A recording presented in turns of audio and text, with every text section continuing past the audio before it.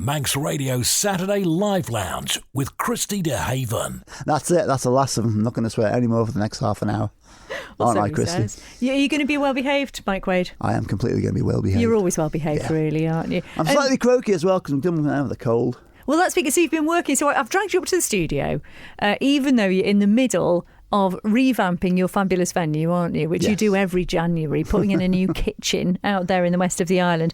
But the reason I've brought you in, sad times. What's happening with the Ballaghs, Mike Wade? Essentially, after many years, we're just going to stop flogging the horse and just jack it in, really. Oh, no. Lee Quaggan, the bass player, very long old friend of mine. He's moving to Edinburgh, essentially. So we decided, you know what, that's it then. Yeah. Me and Lee put the band together an awful long time ago, and if he's not there, then that's not putting the band going. Doesn't feel like the Ballaghs. It'd be time for something else, then, I guess. We'll come to that. Maybe. That's exciting. We'll come to that in a moment. So, then let's go back then. So, how did you come together as a band, and when was it? Do you remember? Oh, it was 2006-ish when Lee moved back to the Isle of Man. He's an dead old friend of mine. We used to play in bands donkeys years ago. I think I met him when I was 16. He was like 18 or something, and we kind of met up over a pint in Bushies, and by the time we staggered out the pub, we had a band together, kind of thing. We stayed that way for a couple of years, and then we hadn't played together for a long time. When he moved back to the Isle of Man in 2005-ish, 6-ish, can't really remember now. We just got talking about putting a band together, and I hadn't been in a band for a couple of years, but I didn't want to be in a band that just did covers. I wanted to do something specific and worth doing, you know what I mean? And we were both big fans of the Levellers, Yeah, he's wearing a Levellers t-shirt now for all you listeners. We're both big fans of the Levellers. And I remember sitting in the trad sessions. I got into folk music and this sort of thing. And I remember sitting in a trad session in the White House that used to happen, and listening to some of the Manx tunes thinking, oh God, you could do these, couldn't you? You could do these with... Imagine a decent rock beat behind that, or a punk beat behind that, or something like, And I thought, I should really do that. It'd be really good fun to do. And I had it in the back of my head to do. And then I got talking to Lee one night, and he goes, we should do it then, shouldn't we? Let's do it, And we did. We just kind of put it together then. And it's got so much energy, like you said, to put a kind of rock beat or a punk beat behind it. You sort of transformed what was sort of this traditional folk music into something with so much energy and a real kind of... Yeah. And it has anyway. Folk music has got a lot of energy to it anyway, but you can't dance to anything better than a good folk tune or a good punk beat, and put them both together, it's just, it just works, doesn't it? It just works. And you must have had some fabulous gigs over the time with all sorts of people getting up and dancing and just kind of making rooms shake, I would imagine. What are some of the ones that stand out? We've done a lot of that. Yeah. And, we were talking about this last night. We had our last practice last night, actually. Oh, my. Which went true to form. I snapped a string. I lost my voice. Perfect. You know what I mean? It's great. But no, we were talking about some of the gigs we had and some of our best gigs, and the standout ones that we did. We played Beltane. The Beltane Festival used to happen. Yeah, that was fabulous. Night. And I don't know why. We played one year and there's 50 people there jumping up and down, enjoying it. Standard gig sort of thing. And then next year we played it. Hundreds of people jammed in this tent. And there were people singing the songs back to us and cheering songs. I think we played our set twice, I think. And I still get goosebumps thinking about that gig. So it was just really special. Yeah. To have it in the Beltane field as well. Well, that's the thing, because it was so incredibly Manx Beltane, wasn't it? It just you really felt like you were rooted to the earth when you were at that festival, and that's sort of the Ballaghs, isn't it? Really? Yeah, I guess. Very, very kind of Isle of Man. Very Manx based. Clearly, we want it to be really idiosyncratically Manx, especially with the songwriting. Yeah, But I think if you were off island, you wouldn't necessarily know that, because although it had the trad roots and that sort of punk rock sort of angle to it as well, it had a certain commerciality as well, that it appealed to an awful lot of different people, didn't it? Yeah, I think so, yeah. I mean, that kind of music it really does have that catchiness to it and that accessibility to it. And also the harder edge, you can really get all kinds of people into it. Yeah. And it really showed. The last gig we played, we played a gig last year at the Creek, and there's so many different people there. We had all the Manx punks bouncing something down, there's footprints in the ceiling and this sort of thing. mosh pit over there, people dancing over there, and it's just wonderful to see that, and just think that we attract all those kind of different people to it. It's really good fun. And you mentioned the Manx punk scene there. You never know. You may well have inspired some of those musicians of today from them coming to see you when you first started, because there's lots of young punks coming up. I think a local music scene, everyone inspires each other, don't they? In that kind of way. Yeah. And we definitely been inspired by the Manx punks, because we started playing with them with their Half Naked headline and Swarf Damage and that kind of thing. Obviously, Brian Duffy, Swarf's drummer, he became our drummer a few years back. And I mean, they've got that kind of like raucous energy that our music had as well, sort of thing. And it was a perfect blend of two contrasting musics that worked really, really well together. And I used to love like playing with Swarf Damage. They'd play, and they're a huge, monstrous thrash band. And then this goon would walk on with an acoustic guitar after them, kind of thing. And you think, how's this going to go down? And it would go down perfectly well, you know what I mean? So, yeah, because I mean, you thrashed an acoustic guitar, to be fair. So, and you've had some pretty special moments off Ireland as well, haven't you? Not many, just the one really, really special. I mean, my biggest regret about finishing the band is like we didn't get away. I really wanted to get to different festivals and this sort of thing, but they're super, super hard to get into, to get invited onto them, kind of thing. Yeah. But we did get onto Glastonbury, which is the ultimate festival. The ultimate festival, which is an absolute fluke, but we really, really enjoyed it. Why was it a fluke? How did it happen? Well, because this guy said, I want to stage at Glastonbury, and it turns out he didn't. He kind of said, I can get you in, I can do this, I can get you a gig, and blah, blah, blah. And about a month, we had to buy our own ticket. We didn't get paid for it. We had to buy our way in, but we turned up at the stage with our guitars. We could have a gig, and that was the idea. And we thought, no one's ever going to offer us this again, our stage of life or whatever. So yeah, of course, let's go for it. And how did it go down? Well, it was great. It was brilliant. Once we finally got in, because we had to smuggle Matt Kelly in. We had Matt Kelly playing mandolin for us at the time. And he didn't have a ticket, so we had to smuggle him in the back of a car. Oh my goodness. Just so funny. yeah. So we got in and we played. It was started off absolutely brilliant. It was the middle of a Friday afternoon. And it was like 30 degrees inside the tent. It was so screamingly hot. And we played 2 songs to a good number of people. And then we ended up playing to 20 Manx people at the festival, I think, Oh, bless you. But it was brilliant. It was wonderful, What an experience, because you can now say you were that Manx band that played at Glastonbury, which is just we brilliant. kind of knew, we'll be the first ones to do it, so we kind of got to do it, So the first ones to play Glastonbury. There's been a couple of Manx musicians since, but I mean, that is quite the accolade to have. So well done on that one. And you've actually... it's something that we knew it was a fluke, and we didn't make a great deal of it, sort of thing, I mean, we just did it for ourselves. We've done everything for ourselves more than to shout about, really. We've always been a bit kind of never completely sold on our musical talents. I mean, we don't think that we're good enough to talk about. We've always, myself and Quaggan especially, we think, oh God, we're bloody rubbish, aren't we? Oh, what are we doing? Oh God almighty. Oh, don't listen to yourself, whatever you do. And that but we've always gone, but we know we're good. We know we're a good band, and we're just going to play so we think we're a good band, and that's all that counts, kind of thing. So even when we do anything, we don't sit on Facebook waving a flag about it. We just kind of do it for ourselves and then talk about it after. You know what I mean? And it's all shown by the reaction from the crowd, though, because you get the most extraordinary response from the crowd. But it's proven that what you do is good. And you've actually just got back from a little sort of mini acoustic thing in the UK. Oh, that was just me and Ian, myself and Ian Allen, the bouzouki player. We practice together. We have a band practice every other Tuesday, and every other Tuesday, me and Ian will sit in the White House and play together. And we just started to play ourselves, a couple of our own songs, some Ballagh songs, and the same kind of songs. We just kind of played them with a couple of small gigs, whatever, and Peel or whatever. We supported Ian Prowse, when he came over for But First, and he runs this singer-songwriters night at the Cavern every Monday. And I said, can we do it? He goes, yeah, of course you can, come over, So, and then Ian got invited to come down and play in this other place near where his brother lives, down the Cotswolds. So I said, well, why don't we just stick it all together? You know what I mean? So, all right, yeah. So we went away for a little weekend and played these couple of gigs. So you could say you've been on tour with Ian Prowse. No, I couldn't. No, I couldn't.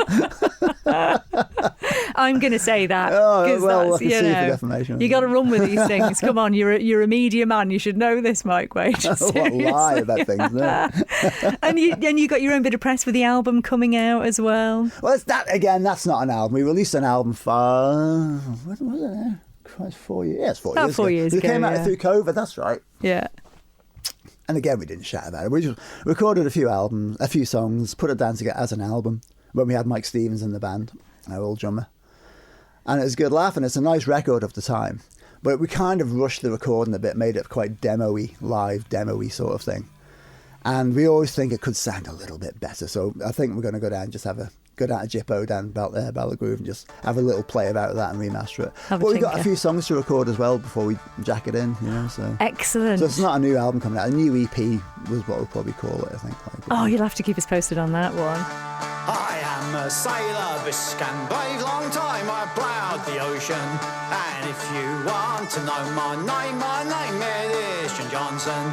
Says I fellowship, Maisel bid you adieu. I'm not to sea, will I go with you? But I'll travel the country through and through. I'll be a rambling sailor.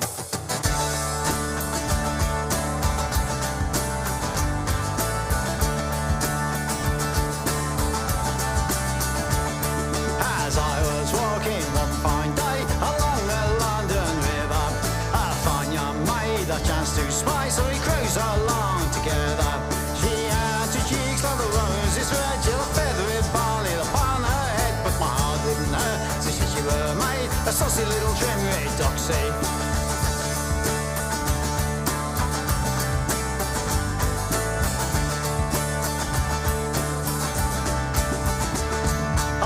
I shan't, I won't go with you, you saucy rambling sailor.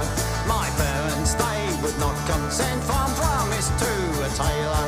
Well, hard Charlie got a sample of charms, the guinea I says for rolling your arms. The deal was done and we ran upstairs, myself and the trim rig doxy.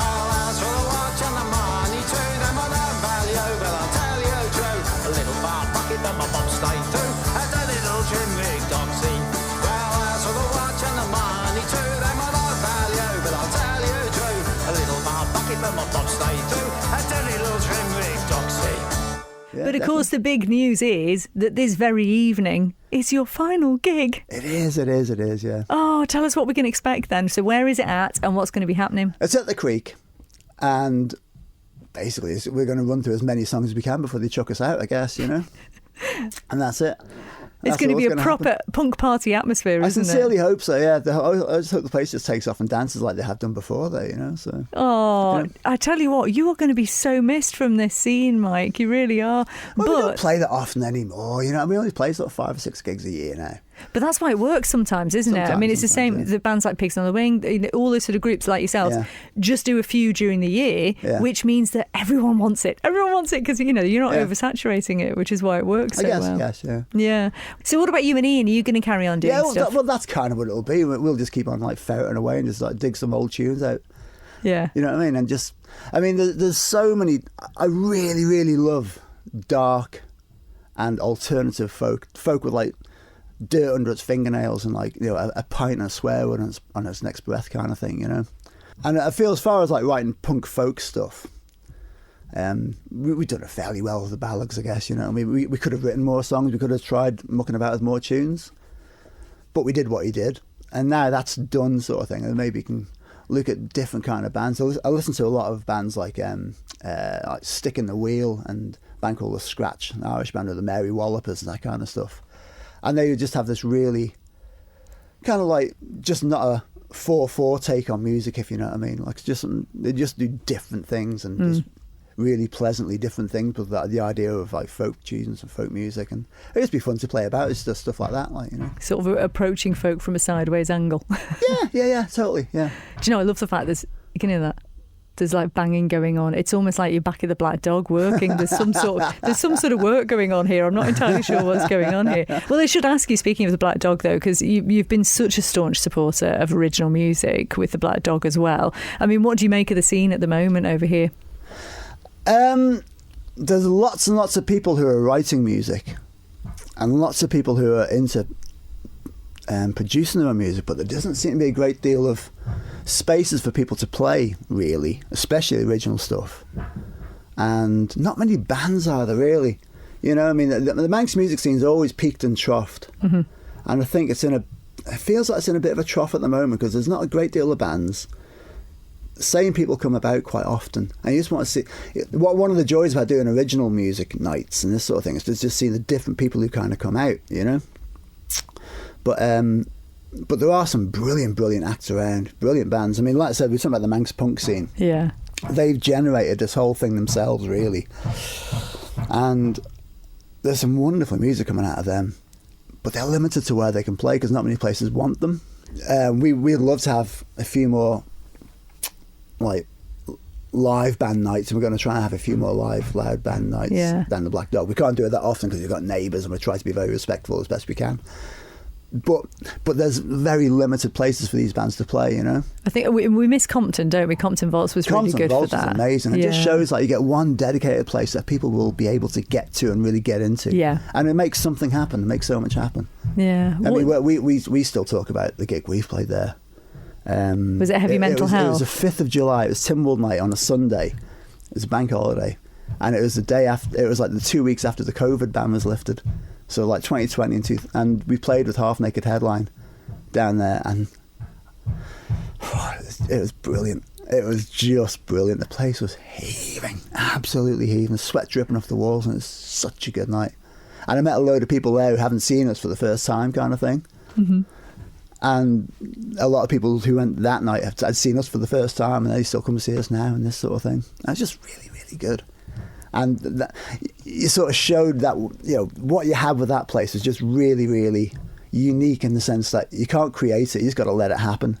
And not many places just let things happen anymore, and that's kind of what the music scene over here is missing, I think. We try to let things happen at the Black Dog and just see what happens. Well, who knows what's going to happen next? We will certainly be keeping an eye on it. Wait for your comeback anyway. You come and play. That's never going to happen, I can tell you that now. This tonight is clearly going to be a celebration. It's going to be a celebration. It is saying goodbye to Ballaghs, but it's a celebration of everything you just talked about because, I mean, my God, you've had a fabulous time of it. And we need to bring that energy to the creek tonight, don't we, Mike? I think so. Yeah, definitely. Absolutely. Well, listen, thanks for popping in. Thanks for keeping us posted. What is your favourite recorded song by the Ballaghs? And I'll get that on for you right now. My favourite recorded one, I think, I've got a song called Sad to See You Go, which I'm really proud of that song because I don't rate myself much as a songwriter, but that's got some nice song bits in it, and I think you could hear that, I don't know, any kind of situation. It's got a nice bouncy chorus, and it's a very locally, it's a very kind of like, I wrote it about when I was younger, when I used to work at the fish yards and this sort of thing, or down at Bushes or whatever. In the early 90s, you just get big influxes of like all these Irish guys coming over, and you meet some brilliant people for the summer. You had a great laugh with these people, and then they go again at the end of the summer, and then they'd all come back, and then like, you know, winter would feel just a bit quieter and a bit cold, and then like they all come back next summer. So you had these waves of people, and I kind of wrote that about that a little bit. And that's also got a nice Manx tune in the middle of it, Carna Ferishin, that Ian adapted into it. That works really well. I like that song a lot. It's like preserving that sort of social history as well, isn't it? A song like that. All songs should do that a little bit. Yeah. Right? I like the Brig Lily as well. That kind of does the same. Has a bit of a reverential look at an old tale that people kind of heard about, you know. And we stuck another Manx tune onto that, Three Little Boats. We've got another one we just recorded now called Three Corpses, which I've written around like an old poem that I found about. It was like an 18th century poem about in the mornings in Peel, in Old Peel, fishermen would find like sort of bodies of drowned fishermen washed up on the sandbank in the entrance of Peel Harbour, and they had to sort of like pick them up, put them to one side and sail out, sort of thing, you know what I mean? Wow. And that kind of it really struck me as a really what an image. striking image kind of thing, yeah. But again, I wrote a song around that with a tune of Ian's in the middle, and I like the way that all came together, that song. I'm quite proud of that one. So that's going to be one of the ones you're going to record, and is this you've got another couple you're putting on? We got we got another song called Wrong Side of the Streets. That was one of the most current ones. You wrote it about 2 years ago, I think. But that's a really good bouncy, kind of encapsulated a lot of what we want to do. Just a really nice, loud, bouncy punk song sort of thing, punk rock song, or rock and roll song, whatever, with a good tune behind it sort of thing. And yeah, that's not the lyrics of that aren't particularly Manx or anything. It's just kind of like accepting fate and rolling with it kind of thing, you know. Yeah, well, I don't think you're going to stop writing. That's clearly not going to happen, right? You've got many more songs in you, I can tell you that now. However, for now, the Ballaghs is coming to a close. So get yourselves down to the Creek tonight and join in what is going to be a brilliant party. It's going to be a punk party celebrating the Ballaghs music. And thanks for popping in to talk to us about it. You'll be missed, Mike, but we can all come down the Black Dog anyway and see your shining face down there and your lovely new floor. You won't see it. It's in the back kitchen. You're never going to see it. Oh, we want a I'll be special walking people display through to show all this shiny floor. Look at my floor. Take your shoes off. Thanks very much, Mike. All the best. Pleasure, mate.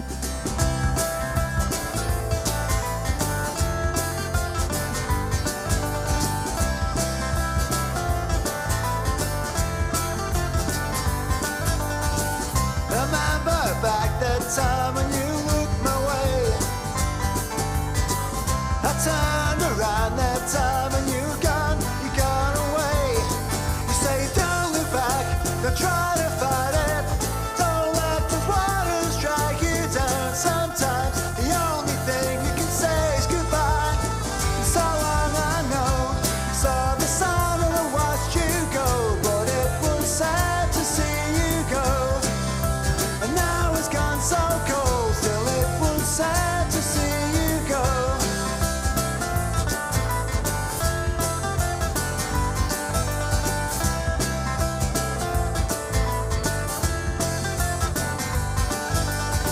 And the waters round this sound will come twice a day. But when they'll go, you know that there's much they'll take away. You say there's no regrets, the second chances. Don't let the waters drag you down. Sometimes the only thing you can say is goodbye. So long I know, saw the sun and I watched you go, but it was sad to see you go. And now it's gone so cold, still it was sad to see you go. And all this time, it's just these little things that'll come to pass you by. So you'll turn your eyes to the skies with open questions and no more lies. One more time till no surrender, you never compromise. No, you'll never compromise.